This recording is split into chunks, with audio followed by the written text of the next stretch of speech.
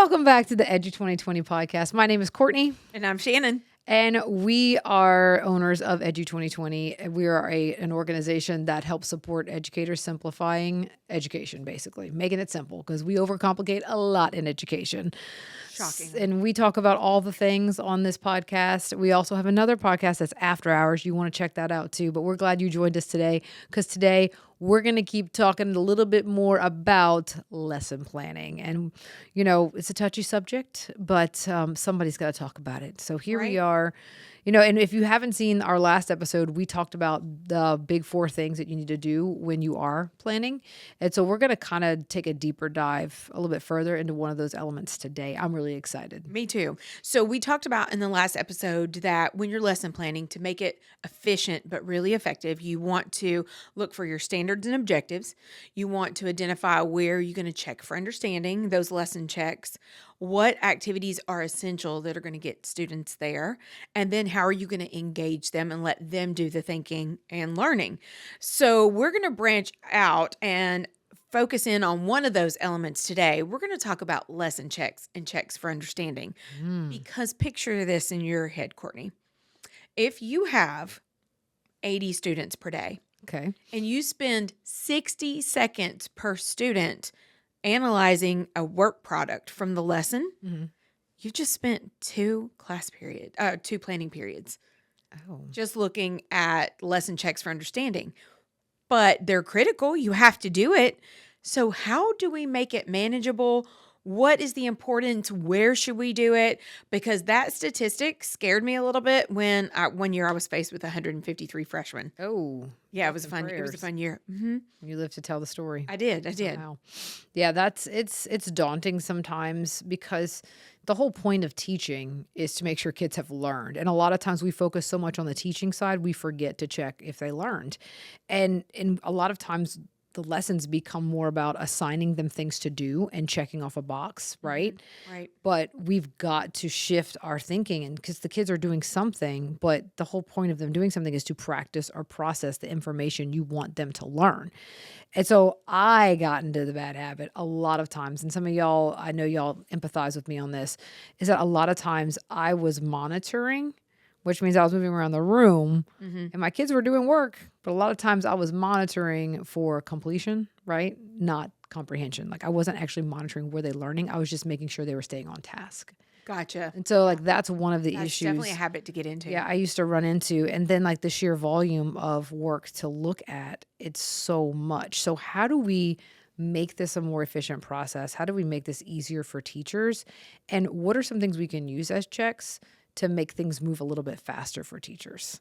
Because that's daunting. It is very daunting. So I would say one of the first places to start, on the previous episode, we talked about what activities are essential and how are we going to engage students in that. I found that it was most effective for me to try to do one thing that got to all of those. So for example, if there was a really important concept that students needed to pause and process, embedding just a quick conversation, like literally go around your table. Number 1, what's your answer? Number 2, number 3, number 4, or you can do that with partners. But that freed me up so that I could walk around and listen to their answers. Because like you said, I was more checking on completion of a task, but sometimes I could just hear it. Yeah. Instead of just making sure they were on task, it's listening for the answer. So and then I was also getting my student engagement in. So that was helping me do a lot of things at once. But I really tried to plan to do it around those essential activities. Well, and you made a good point too. If I'm always at the front of the room doing all the talking, I never know if my students know. And so at some point, you've got to turn your lesson over to them for them to do something. And even if they are talking, there is a way to listen. And I mean, I've seen you do this before with a checklist. Can you tell them a little bit about that real quick? Oh, the lap log? Yeah. Yeah. So I think on a social media post, I actually have a poster of this somewhere. But one year I learned something called a lap log, where you literally just have a class list. It looks like the old timey grade plan book. It was just a grid. But I would just write the date and maybe what I was checking. So, for example, could students identify the correct character traits? And I walked around and I just did a quick check mark or just a slash line or an X, whether they partially or didn't get it.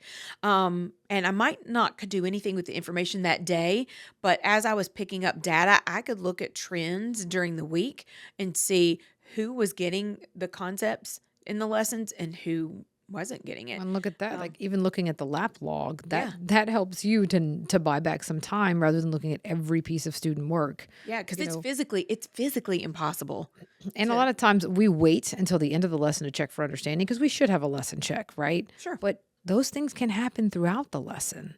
I feel like we a lot of times will, I don't know if it's because of evaluation rubrics or because of, certain mandates or expectations. A lot of times we wait to the end. But if you are monitoring throughout the lesson and addressing those misconceptions in the moment, that's going to save you a lot of time on the back end. And I think I learned a lot about this during COVID. We did a lot of, in school districts, there was a lot of let's print these like packets for students to do. Like let's pass them out or let the parents do it at home with kids and then they can just turn them in. But no one was ever giving students feedback or looking at it. So basically it just became another piece of busy work for students. And really what teaching is, it's not just the delivery of information, right? It's actually seeing what they picked up and responding to what the kids did or did not get and giving feedback. Feedback is where the teaching really happens. And so often if we're only checking for completion or we're only checking at the end of the lesson, we don't get a chance to give feedback. Right. And so that's what's really tricky is that we've got to make sure we're leveraging all of the time in the class period so we're not adding more work to ourselves outside of the class period. That's true. And also, I think there's a fine balance of we can't add a bunch of things to lesson planning. So I think it's identifying in when you're lesson planning, where is the most important place or two that I check. But I also think that it's practicing the skill. So it's a good challenge. It was a good challenge for myself. It would be a good challenge if teachers, if you want to challenge yourselves, where in this lesson can I just check to see if they're getting it, what student answers are, do I need to redirect, do I need to reteach, whether it's in a conversation, but some other quick ways I have found that, say in social studies, for example, if I have students move a sticky note under, if I ask a question and I have them move their sticky notes underneath it and then turn and talk, I can peruse the perimeter of the room or get through the seats and look and see where their sticky notes are. And at a quick glance, see who's getting it and who missed it. Yeah, I'm so glad you brought up sticky notes. Some districts where we work in, they actually call us the sticky note girls because we use sticky notes for everything. But one of our teammates, Allie, she had a brilliant idea of having kids land their, an answer to a question on a sticky note. And what she used to do is she would pick up all the ones that were correct in her right hand and then all the ones that were incorrect in her left hand. And already she had the students sorted before she left the classroom that day. Like, how easy is that? And efficient to where she doesn't have to go, because I was that person. One year, I looked at every student's work every day. I'm not lying. Like, I would not lie about that. What I ended up having is like the last class period of the day was my planning, and that's a weird time. Yeah. Most of my career, I had never like had the that. first class of the day, the last class of the day, which was terrible. weird, My yeah. least favorite was the last class of the day, but I was able to look at student work. And so I went through every kid's answer and I was able to give them feedback, and they thrived on that. And so a lot of times, because I know that there's listeners out there, there's always some naysayers out there. I've been that person before, who are like, well, I can't even get them to write something on the sticky note. How? I can't even get them to write their name on the paper. If you start giving them feedback and using their student work in class and showing them that you're actually looking at it, because they know we're not looking. They know we're file 13 and half of the work that they turn in. And then when they ask us if it's for a grade, we're like, absolutely. They know. Yeah. And so I took that whole 45 minutes at the end of the day for this entire year, and I gave them feedback, which was absolutely insane and completely, we don't expect that of teachers. Unrealistic, It's right, for every unrealistic. day, yeah. Yes. I almost died that year. No. But we've got to simplify this. And if we never check for understanding, we don't know if the kids know. Yeah. Can you give us an example of how you use student work to give them feedback? Absolutely.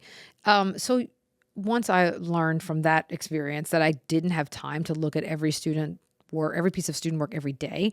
In technology, I'm showing my age now, technology became more prevalent. And so I would use online things like on Google Classroom or on Nearpod where students would just put their exit ticket on there. I would be able to just kind of, like you said, peruse the different student answers and just kind of see what the trends were.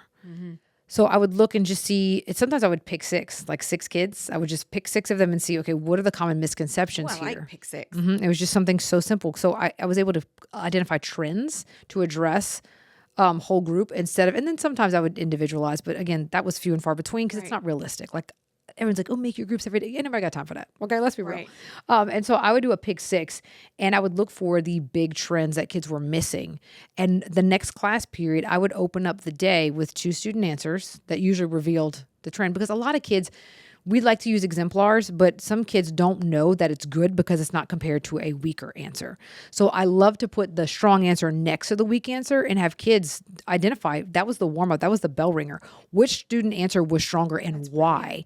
And then they had to really reflect and think, oh, that quality of evidence wasn't that good. And they were having really great conversations, but that's where the misconception addressing happened, was they were actually addressing it with each other instead of me being like, okay, so I looked at the work, like let them do it. And then that teaches them how to self-assess their own work so they can self-correct. That's the whole hope. I'm going to say something crazy here. Okay, you wild. They were actually developing their own criteria for what made a good response. You said a That's no-no a word. topic for another day. Oh, we're going to talk about it, just not today. We're going to talk about criteria.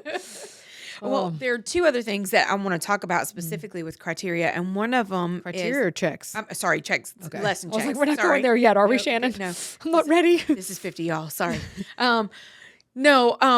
I've recently been working with some K2 teachers, and they rightfully so They have said, jewels in their crown. right, Thank they you, do. K2 They're teachers. getting jewels in their crowns for the work that they do.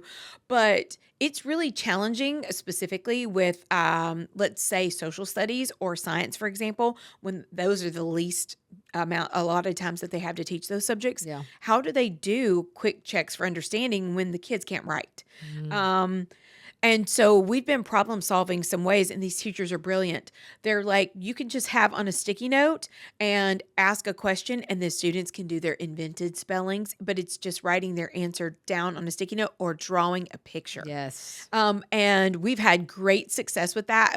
For example, in one lesson, the students were, why are some reasons that people use maps? And the students were drawing pictures. And some of it was weather, and some of it was showing a building to get to another building. And it was brilliant. And then some of them are using the whisper your answer in your bubble and then turn and whisper it to your partner, your peanut butter jelly partner. And that's a quick way for students to do the thinking first. And then they're walking around listening to conversations. And it's just been really brilliant. But the second one that I want to talk about, and I'm going to tee this over to you. We have seen a lot with Chromebooks in the classroom. And I know people have lots of different feelings. We find every end of the spectrum, and whatever you believe about technology in the classroom, that's what you believe. I had a visceral reaction. Sorry. Yeah, you did.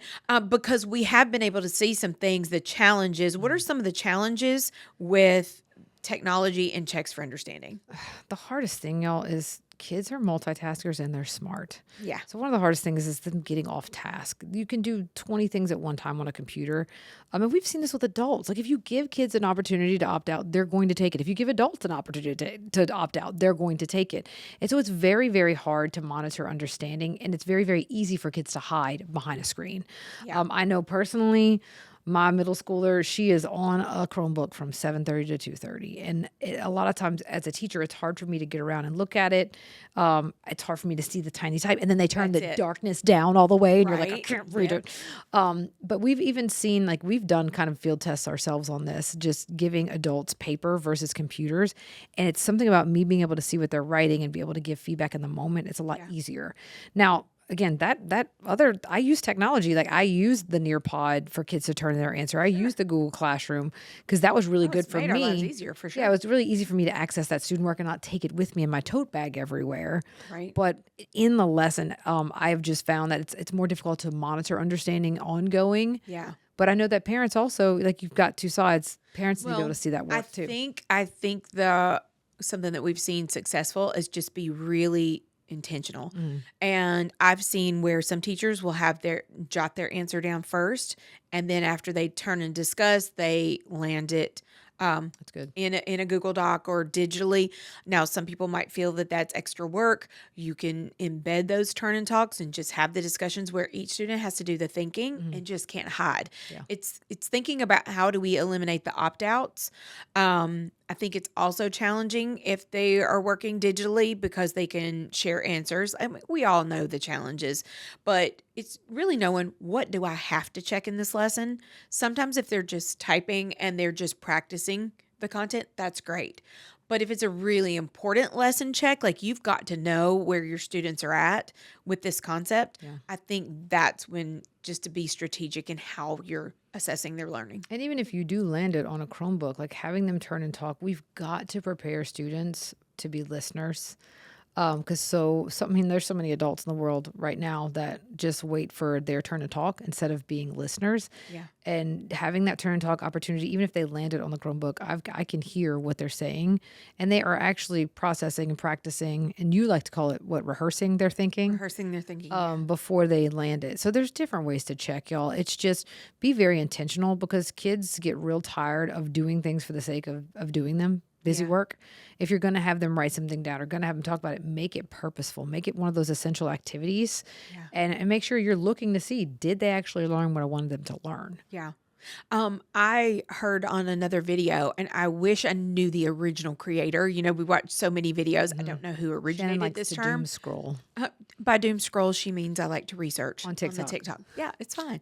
I'm very proud of it.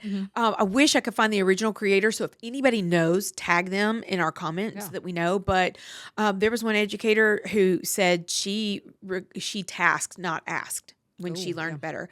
Like give them a task to do instead of just asking questions for checks for understanding, because you are the queen of drawing diagrams in a room when we go into observe instruction.